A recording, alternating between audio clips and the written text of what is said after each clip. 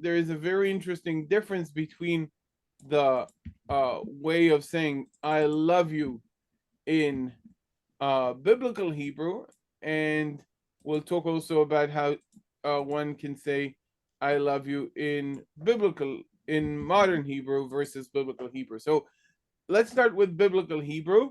We have a good example here because she's quoting him. She says, Ech tomar ahavtich. Literally, how do you say I love you? Or contextually meaning, how could you say I love you? Veli becha net, while your heart, or but your heart, when your heart, showing the contrast between his declaration, the declarative aspect of his love, and the practical aspect that he's holding secrets from her. So how could you say I love you, ahavtich, I love you, veli becha net? So in biblical Hebrew, we have a good example, a good answer to how one can say, I love you. Okay? Ahavtich. That's when a man is talking to a woman or when a woman is talking to a woman. But when the recipient is a woman, because we have ahavtich, how how would it be if Delilah were to speak to Samson and say, I love you? Oh, Ahavtika. ka. Right, very good. Ahavticha. That's biblical Yeah. Hebrew. And you can see that the uh, object of the love is attached to the word at the end, right? The suffix marks the object. Ahavtich, ahavticha. Moreover, what is the conjugation that is used here?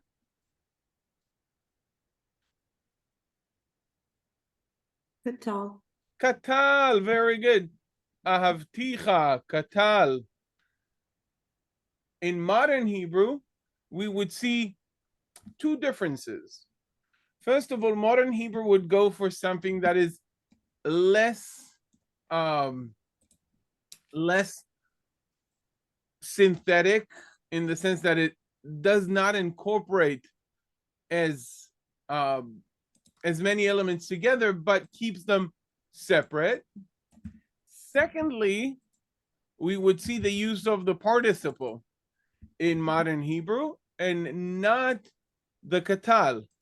So here we would see, let me Probably be like Ohav T or mm, just a second. First of all, as we said, we won't see the um we won't see the katal, and there, because we use a different form, that would affect other elements as well. So let me show you exactly how to say I love you. But again, now it differs between modern Hebrew and biblical Hebrew. While in biblical Hebrew we would have ahavtich or ahavticha, in modern Hebrew, a man talking to a woman would say ani ohev otach. So we would have the use of the participle. Okay, so we would have ohev, which is a participle form, and ohevet, which is a feminine singular participle form.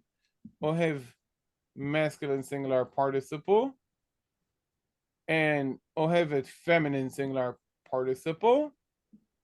And the recipient would be marked by the definite direct object pronoun, or the direct object pronoun et with a pronominal suffix otach for the second person feminine singular, and otecha second person masculine singular. So this is when a man is talking to a woman. This is when a woman is talking to a man.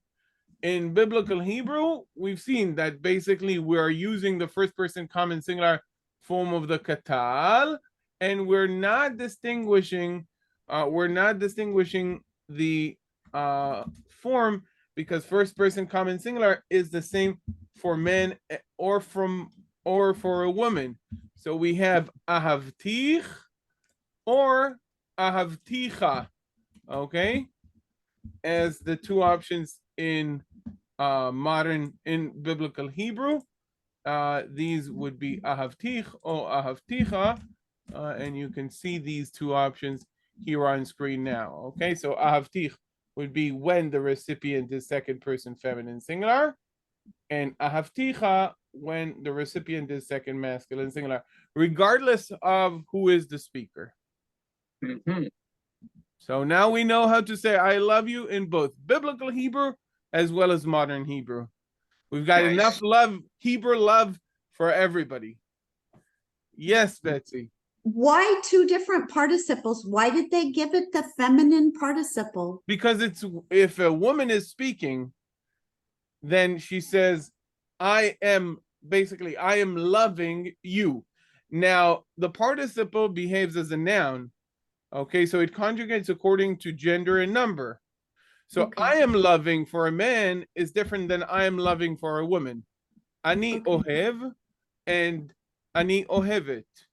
The participle conjugates like a noun. That in the verb we don't distinguish the first person common singular form because there is innately a speaker. So there is no need when I'm speaking about an action I'm doing, or when you are speaking about an action you're doing, there is no need to designate the gender of the speaker. It's obvious. When we're talking about a participle, it is not innately first person. The participle can be second person, third person. So the distinction of the gender is called for. And while even if it's in the first person, we're not, using a common participial form because we don't have such. Okay, the participial form has to conjugate according to gender and number. So it doesn't matter if it's first person now. When a verb, it's innately there because the speaker is of an obvious gender. Okay, so that's with And it uses the et direct object marker. right. So these are the two differences we've mentioned. First of all, using the participle instead of the katal, again, in line with post-biblical conventions, and making it more like a building blocks rather than a synthesizing, weaving together. If we're already talking about Delilah and Samson, weaving together the words, a synthesis, which is So how would characteristic of biblical Hebrew more than modern Hebrew.